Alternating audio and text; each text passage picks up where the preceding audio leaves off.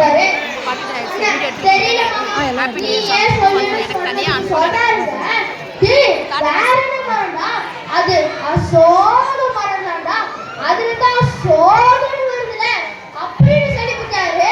இதுல கூட நாங்க ஒரு நாள் நாங்க கல்யாணத்துக்கு போயிருந்தோம். அப்ப என்ன தெரியுமா நடந்துச்சு, ஒரு ஆளு தூக்கி சாம்பார்ல போட்டிருந்தாங்க. எனக்கு பயங்கரமான ஷாக்கு. நான் அங்க சமைச்சிட்டு போய் கேட்கிறேன் ஏன் அந்த சாம்பார்ல போட்டுருக்கு. அதுக்கு அவங்க சொல்றாங்க இவன் தான் ஊர்லயே பெரிய பருவம் அதனாலதான் தூக்கி சாம்பார்ல போட்டு சொல்லிவிட்டாங்க. இது கூட வேணாங்க. ஒரு நாள் என் ஸ்கூல்ல டிராயிங் போட்டு வச்சிருந்தாங்க. எல்லாம் சின்சியரா வரைஞ்சிட்டு இருந்தாங்க.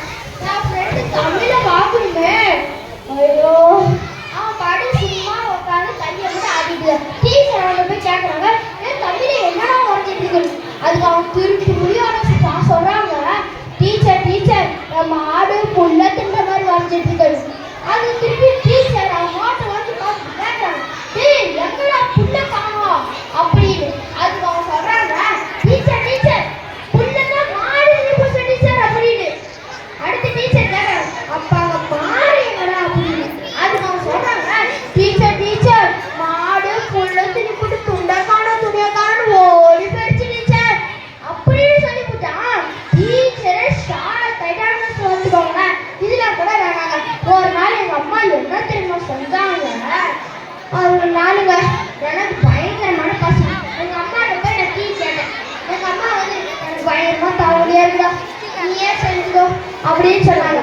நான் கிச்சனுக்கு போனேன். பார்த்தா டீ குடிச்சப்பா மேல சக்கரை டப்பா மேல உப்பு நெஞ்சு எடுத்து வச்சிருக்காங்க. எனக்கு பயங்கரமான ஷாக்கு. நான் எங்க அம்மாட்ட போய் திருப்பி கேட்கிறேன் அம்மா அம்மா ராமா சக்கரை டப்பா மேல உப்பு நெஞ்சு எடுத்து வச்சிருக்காங்க.